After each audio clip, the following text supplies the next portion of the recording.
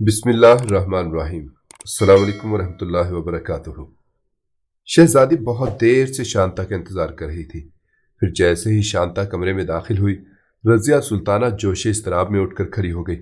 बाबा मोहतरम कैसे हैं शांता? शहजादी इस तरह आगे बढ़ी जैसे कई दिन के प्यासे को अचानक अपने सामने दरिया नजर आ गया हो। शांता ने पलटकर दरवाजा बंद किया और सुल्तान अल्तमश का खत रजिया की तरफ बढ़ा दिया। वाली हिंदुस्तान ने शहजादी को मुखातिब करते हुए लिखा था, बेटी, तुम्हारे दौरे फराक में रोजो शब के अंदाज ही बदल गए हैं। सूरज जब भी तुलू होता है मगर मुझे तारीकी के सिवा कुछ नजर नहीं आता।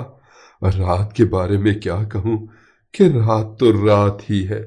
यूं लगता है जैसे कसरे शाही मेरा मकबरा बन गया है और मैं अपने तमाम जाहो हशम के साथ जिंदा दफन हो गया हूं। अब तो जिंदगी का एहसास उस वक्त होगा जब मेरी नमनाक आंखों के सामने तुम्हारे चेहरे के खदो खाल फरोजा होंगे। सितमगरों के अंदाज कितने ही जाबराना सही, मगर तुम परेशान ना होना, वो तुम्हारा कुछ नहीं बिगाड़ सकेंगे। मैं बाबारकाब बैठा हूं, बस शांता के इशारे की देर है।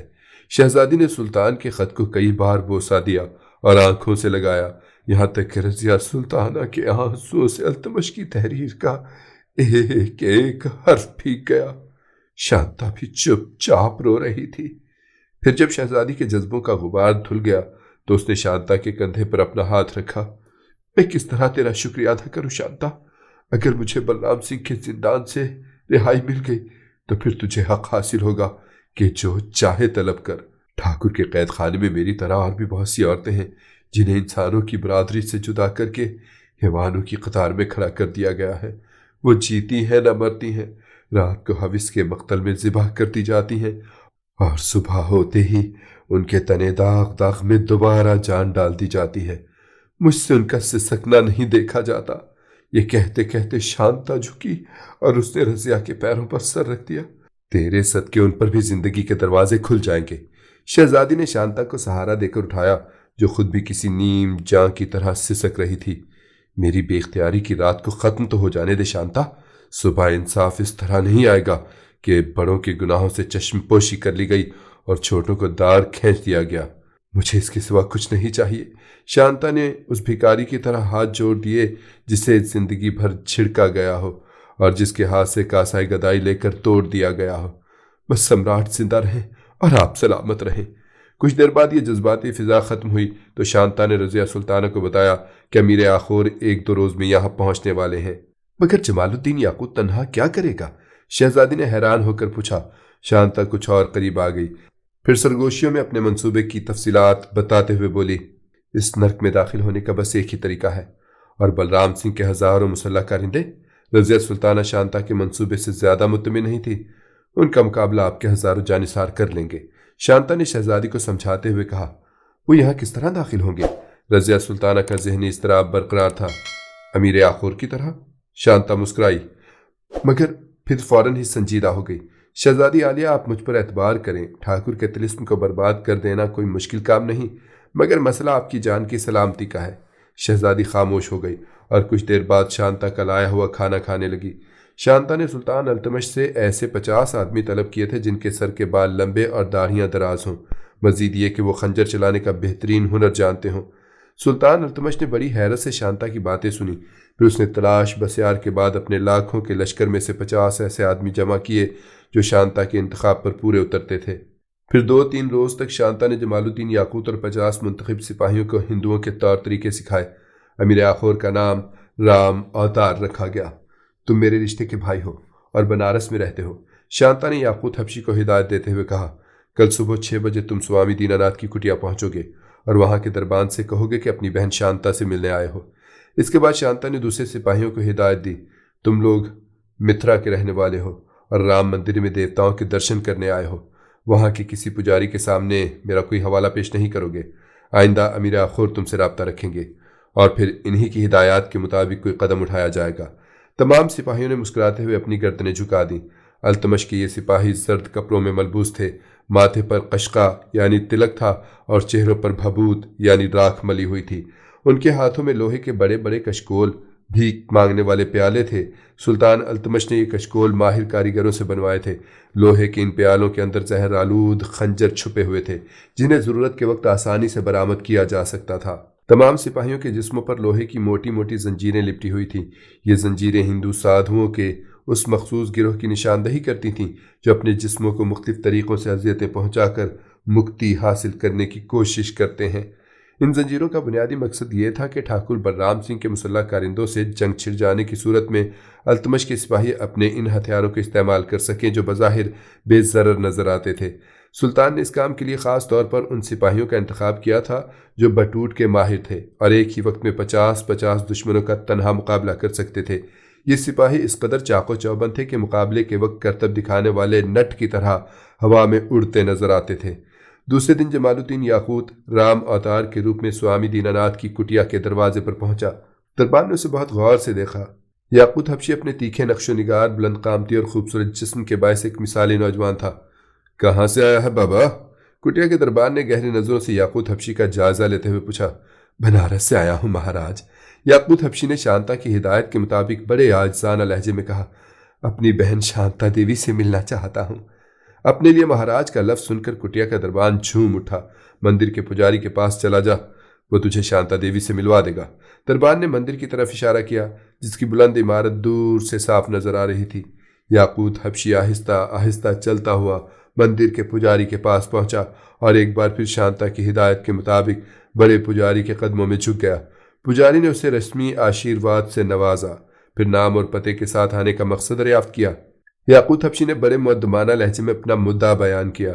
शांता के नाम पर बड़ा पुजारी चौंका और फिर याकूत हबशी को मंदिर के सहन में बिठाकर खुद एक खुफिया रास्ते से ठाकुर बलराम सिंह के कमरे में पहुंचा जहां शांता मौजूद थी और कसरे शाही जाने की तैयारियां कर रही थी। ठाकुर बलराम सिंह एक गाँव तकिए के सहारे नर्मोगुदाज रेशमी बिस्तर पर लेटा हुआ था। बड़े पुजारी को देखते हुए उठकर बैठ गया। महाराज, आप इस वक्त? बलराम सिंह के लहजे में हैरत थी। मजबूरी थी ठाकुर, बड़े पुजारी ने जवाब देते हुए कहा। शांता देवी का एक रिश्तेदार मंदिर में विराजमान है। आज तक इनके हवाले से कोई शख्स यहाँ नहीं आया, इसलिए मेरे नज़दीक ये बड़ी अनहोनी बात थी। सोचा कि खुद ही तस्दीक कर लूँ। बलराम सिंह ने तारीफी नजरों से बड़े पुजारी की तरफ देखा। महाराज, आप बहुत फर्शनास इंसान हैं। मैं किस काबिल हूँ ठाकुर? बड़े पुजारी ने सर झुकाते हुए कहा। यह तो सब आप ही की कृपा है कि दिल्ली की गलियों में भीख मांगने वाले को महापुजारी के अस्थान तक पहुंचाया। यह कहकर बड़ा पुजारी मुड़ा और शांता देवी से मुखातिब हुआ। ये राम अवतार कौन है? मेरे रिश्ते का भाई है। शांता ने सोचे बगैर कहा। मगर वो तो बनारस में रहता है, यहाँ कैसे आ गया? वो मंदिर के सहन में आपका मुंतजिर है। ये कहकर बड़े पुजारी ने ठाकुर को सलाम किया और कमरे से बाहर निकल गया। फिर जब शांता जाने के लिए मुड़ी तो बलराम सिंह ने उसे पुकारा। शांता, तेरा कोई भाई भी है, मगर तूने आज तक हमसे उसका जिक्र नहीं किया। ठाकुर, गरीबों का जिक्र ही क्या? शांता ने उदास लहजे में कहा। पता नहीं उस पर क्या औफताद पड़ी है कि बनारस से चला आया। उसकी खूब खातिर मुदारात कर शांता, आखिर तेरा भाई है। बलराम सिंह ने मुस्कुराते हुए कहा। और फिर वो ठाकुर की नगरी में आया है, हमें भी किसी दिन उससे मिलवाना। आपका दास है ठाकुर, शांता ने आजाना लहजे में कहा। आपके चरणों के सिवा उसका कहाँ ठिकाना है? इन कमरों में उसकी रिहाइश का इंतजाम कर जहां हमारे मुअज़्ज़िज़ मेहमान ठहरते हैं। बलराम सिंह शांता को मुतासिर करने के लिए बड़ी फराखदिली का मुजाहरा कर रहा था। कहीं ऐसा ना हो कि वो यहां से जाने के बाद हमारी मेज़बानी पर एतराज करे। शांता ने ठाकुर का शुक्रिया अदा किया और कमरे से निकल गई। मंदिर को जाने वाले खुफिया रास्ते से गुजरते हुए शांता मुस्कुरा रही थी। उसे बलराम सिंह की बातों पर यकीन नहीं आ रहा था कि वो इतनी जल्दी ज़ेरे-दाम आ जाएगा। ठाकुर, मौत तो बहुत दिनों से तेरी ताक में थी, मगर तूने दरवाज़ा आज खोला है। अब तो राम अवतार तेरा सर लेकर ही जाएगा, शांता ने दिल ही दिल में कहा और अपने कदमों की रफ्तार तेज कर दी। फिर शांता जमालुद्दीन याकूत से मिली जो मंदिर के सहन में खामोश बैठा था। शांता को देखते ही वो बेख्तियारी के आलम में उठा। शांता भी दौड़ कर उससे लिपट गई। मेरे भाई राम अवतार, तू कैसा है? शांता जोर जोर से बोल रही थी और ये सब कुछ इसलिए था कि बड़े पुजारी और मंदिर के दूसरे सेवकों को उनके रिश्ते का एतबार आ जाए। शांता ने ठाकुर की हिदायत के बावजूद याकूत हबशी को मुअज़्ज़िज़ मेहमानों के लिए मखसूस कमरे में नहीं ठहराया। वो चाहती थी कि अमीर आखोर भी उसी सराय में क़याम करे जो आम मुसाफिरों के लिए वक्फ कर दी गई थी। इस तरह जमालुद्दीन याकूत आसानी के साथ उन 50 सिपाहियों से राब्ता कायम रख सकता था जो अनकरीब मंदिर में पहुंचने वाले थे। मुझे उम्मीद है कि हम बहुत जल्द अपने मकसद में कामयाब हो जाएंगे, शांता ने सरगोशियाना अंदाज में अमीर आखोर से कहा। ठाकुर खुद आपसे मिलने का ख्वाहिशमंद है और मैं यही चाहती थी कि किसी तरह आप ज़ेरे ज़मीन तमाम रास्तों से वाकिफ़ हो जाएं। मेरे पास वक्त बहुत कम है। कल वो राक्षस मुझसे बड़ी खौफनाक बातें कर रहा था। याकूत हबशी को महसूस हुआ जैसे किसी ने पिघला हुआ शीशा उसके कानों में उतार दिया हो। शिद्दत कर्ब से उसकी हल्की सांवली रंगत स्याही में तब्दील हो गई। होंठ आपस में पेवस्त हो गए, जबड़ों की हड्डियां उभर आई थीं और आंखों में खून उतर आया था। अमीर, अपने आप पर काबू पाएं, शांता ने घबराए हुए लहजे में कहा। ठाकुर के जासूस न जाने किस किस रूप में यहाँ घूमते फिरते हैं। शांता, याकूब हबशी ने इधर उधर देखते हुए घुटी घुटी आवाज में कहा, मुझ पर भी एक एक घड़ी क़यामत की घड़ी है। अगर आकाए नेमत की जानो आबरू को इस कदर संगीन खतरा लाहक ना होता तो अकेला ही उसके मुकाबिल चला जाता, फिर देखता कि वह कितना सितमगर है। यही तो सुल्तान मुअज़्ज़ब की मजबूरी है, वरना अब तक तो ठाकुर की दुनिया में पहुंचा ला चुका होता। शांता ने अमीर अखूर को समझाया कि वह अपनी जिंदगी के सबसे नाजुक महाज पर एक इंतहाई अय्यार दुश्मन से नबुर्द आजमा है। अगर उसके जज्बात मुश्तइल हुए तो पूरी बिसात उलट जाएगी। आकाए नेमत की खिदमत में हाजिर होना तो बस इतना अर्ज कर देना कि जान निसार अपने जिस्मों पर कफन सजाए सर मक्तला पहुंचे हैं। शांता कसरे शाही पहुंची और सुल्तान अल्तमश को अपनी तमाम कार्रवाई से आगाह किया। इस खबर से वाली हिंदुस्तान को आसूदगी हासिल हुई कि जमालुद्दीन याकूत ठाकुर बलराम सिंह की कमीन गाह में दाखिल हो चुका है, मगर वहां अमीर अखौर को भी किसी हथियार की जरूरत महसूस हो सकती है। शांता कुछ परेशान सी नजर आ रही थी। मैं कोशिश करूंगी कि ठाकुर के अस्थाखाने से उन्हें कोई तलवार फ्राहम कर दूं, लेकिन बज़ाहिर यह काम बहुत मुश्किल नजर आता है। अल्तमश बहुत देर तक गहरी सोच में डूबा रहा। फिर उसने अपने एक माहिर आहनगर को बुलाकर कहा, 50 ऐसे त्रिशूल बनाए जाएं जो जहर में बुझे हों। त्रिशूल ताकत की देवी दुर्गा का एक मखसूस हथियार है जिसके 3 फल होते हैं। अक्सर हिंदू साधु इस हथियार को ज़ाती हिफाजत के लिए अपने पास रखते हैं। सुल्तान अल्तमश ने इसी रियायत से त्रिशूल तैयार करने का हुक्म दिया था। उनमें से एक त्रिशूल जमालुद्दीन याकूत को पहुंचा देना। वो माहिर शमशीर जन ही नहीं, बेहतरीन नेजाबाज भी है। शांता के चेहरे पर इत्मीनान के आसार नजर आने लगे। शांता अपने बेटे से मिलने के बाद हस्बे मामूल बलराम सिंह के पास पहुंची। ठाकुर बहुत ज्यादा बेचैन नजर आ रहा था। अब तेरे पास सिर्फ एक दिन रह गया है शांता, बलराम सिंह अपनी दासी को देखते ही बोला। आने वाली रात को जब चंद्रमा मंदिर के कलश के ऊपर पहुंचेगा तो राजकुमारी देवताओं के रूबरू हाजिर हो जाएगी। अभी बलराम सिंह की बात मुकम्मल नहीं हुई थी कि शांता दरमियान में बोल उठी, मगर ठाकुर, आपने तो कहा था कि अभी हमारे पास अगली पर हस्ब यानी जुमेरात तक का समय है। मैंने पंडितों से बात की थी, मगर वो कहते हैं कि कल रात 12 बजे से लेकर 1 बजे तक इंतहाई शुभ घड़ी है। बलराम सिंह ने वजाहत की, अगर ये समय बीत गया तो फिर ऐसी शुभ घड़ी 12 बरस के बाद आएगी। शांता, मैं सुनहरी वक्त को बर्बाद नहीं होने दूंगा, मगर तू क्यों परेशान नजर आ रही है? यकायक ठाकुर ने अपनी दासी की तरफ देखा। शांता के चेहरे पर हवाइयां उड़ रही थीं। तुझे तो अपना धर्म तब्दील नहीं करना पड़ेगा। शांता फौरन ही संभल गई। मैं तो चाहती हूँ कि राजकुमारी हंसी खुशी हिंदू धर्म इख्तियार करें ताकि पूरे हिंदुस्तान में हमारे देवताओं की जय जयकार सुनाई दे।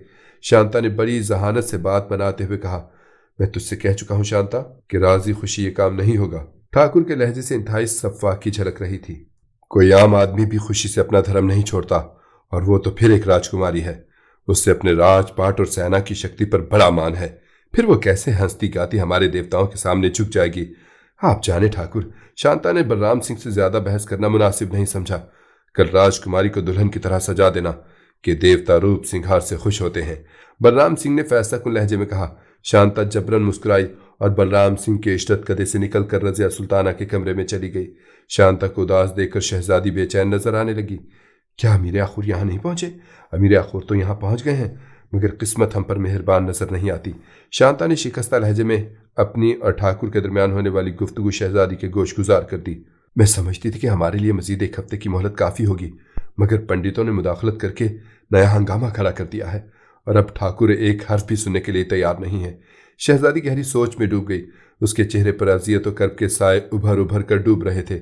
रजिया सुल्ताना ने जबर के आगे सर तो नहीं झुकाया था, मगर वो ये सोचकर परेशान थी कि ठाकुर की बात ना मानने की सूरत में गैर मर्द उसके जिस्म को छुएंगे, और इस तसव्वुर से ही शहजादी की रूह तक लरज उठती है। ठाकुर के इरादे बहुत खौफनाक है राजकुमारी। शांता ने डरते डरते रजिया सुल्ताना से वो बात कह दी जो अब तक उसके सीने की गहराइयों में दफन थी। मेरे इरादे बलराम सिंह से भी ज्यादा खौफनाक हैं। शहजादी के होंठों पर एक मानी खेज तबस्सुम उभर आया। वो बार बार अपनी एक अंगूठी को गर्दिश दे रही थी। अगर ठाकुर के नापाक हाथों ने मुझे छूने की कोशिश की तो ये जगमगाता हुआ अलमास मेरा दिफाई हथियार साबित होगा। शहजादी ने अपनी अंगूठी की तरफ इशारा करते हुए कहा, मेरे हाथ का ये पत्थर बलराम सिंह के देवताओं की तरह बेजान नहीं है। इंसानी जिस्म की जीनत भी बढ़ाता है और वक्त पड़ने पर अपने पहनने वाले की जान भी ले लेता है। शांता लरज उठी। वो रजिया सुल्ताना के इशारे का मफहूम समझ गई थी। शहजादी हुजूर, इस दासी ने तो मकतूल भर कोशिश की।